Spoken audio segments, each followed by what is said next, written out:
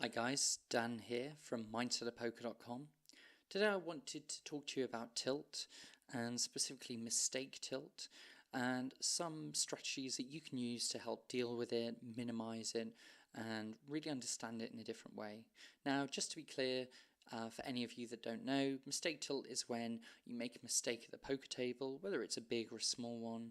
You then get frustrated with yourself, frustrated with your own play, or the poor play that you've made, and it actually affects your ability to make good decisions and profitable plays later down the line. So the first thing I wanted to say is that it's actually very, very common to make mistakes in poker, and I would suggest that almost every session you've ever played, as long as it's more than 5 minutes, you're probably going to have made some mistakes. Some mistakes will be large and some mistakes will be very small. Maybe you just value bet a little bit less than you should have.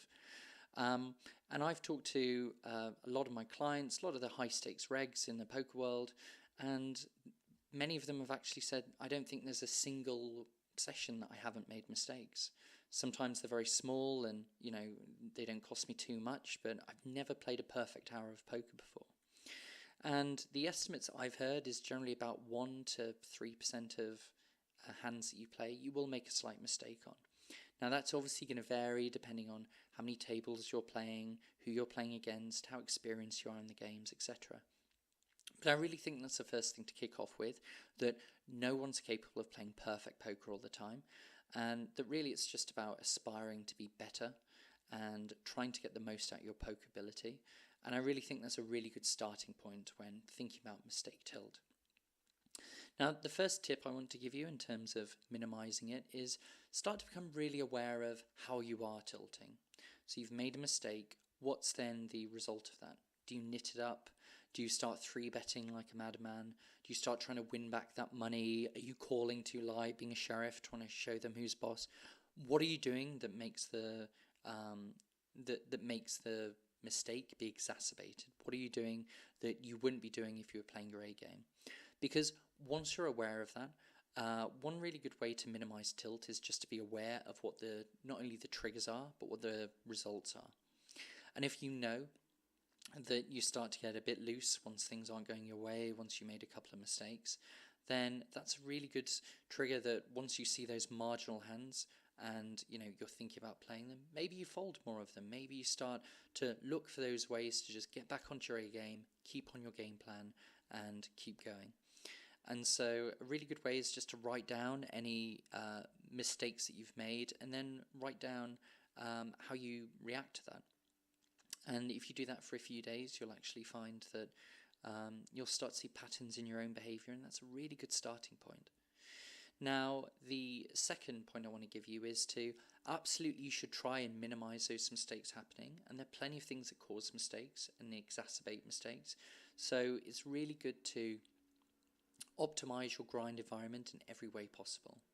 You want to be playing in where there's no distractions, phone switched off, no Facebook, no Skype, and you want to make sure if you're listening to music, it's the right kind of music, preferably music without lyrics, and you want to really make sure that you've eaten, you've rested well, you're hydrated, all these little things which if one of them isn't where it should be, you'll find yourself making more mistakes and that will make the problem worse. So really looking at those little things and how you can minimize the mistakes you actually make in your game. Now, the third thing is seeing mistakes as a learning opportunity and just really reframing them and thinking about if you do make a mistake, what can you learn from that? If you make a mistake regularly and you see it as part of your game, how can you practice that? Maybe going to PT4 and looking at certain hand histories in this spot and really studying it. Sometimes what to work on next is a really hard question for poker players. And I would say, where are you making mistakes? Where are the things you know you could be playing better?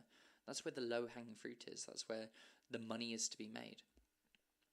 And the other thing is that, if you learn from those mistakes and you get better, you can see that as part of your training, part of the process of becoming better at poker. And by reframing that and almost seeing it as a positive, as something you can learn from, that can actually take away a lot of the frustration. And the final thing is If you start converting your mistakes and actually looking at one, how much that cost you, and two, how much that's affected the amount of money that you're making a day. So the example I give is, say you think you're making $40 an hour in the games that you're playing, and you make one mistake you wouldn't normally make. Maybe you make a really light cooldown, it turned out to be wrong. Maybe you made an aggressive 3-bet and you got 4-bet and had to fold, and really monetizing how much that mistake cost.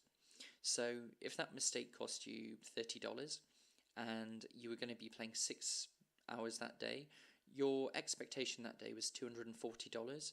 And if you wouldn't normally make a mistake of that magnitude, now your expectation is, $210. And what that actually does for your hourly is it takes it down from $40 to $35, which actually, when you break it down, isn't that big drop. It's around a 12.5% drop on your hourly, which certainly isn't nothing. Certainly is something you want to be minimizing, but beating yourself up about it is only going to make things worse. And actually, when mistake tilt becomes really bad is when you stop playing. In that example, if you break it down to time, that mistake you made costs you about 45 minutes of playing. If you then go off and take a break, or don't only play for 4 hours that day because you're annoyed, and you miss that 2 hours of play where you would have made that extra $80. Now, instead of costing you $30, that mistake's cost you $110, around half the amount of money you'd made that day. So I really hope you found this video instructive and useful. What are some of the main forms of tilt that you suffer from? What's costing you the most amount of money? Please let me know in the comments, and I'll be sure to make a video of it later on. And if you're interested in learning more about tilt, more about your own mental game and how to maximize your edge at the tables, feel free to apply for my coaching at mindsetofpoker.com, and have a great day, and I'll talk to you soon. Bye.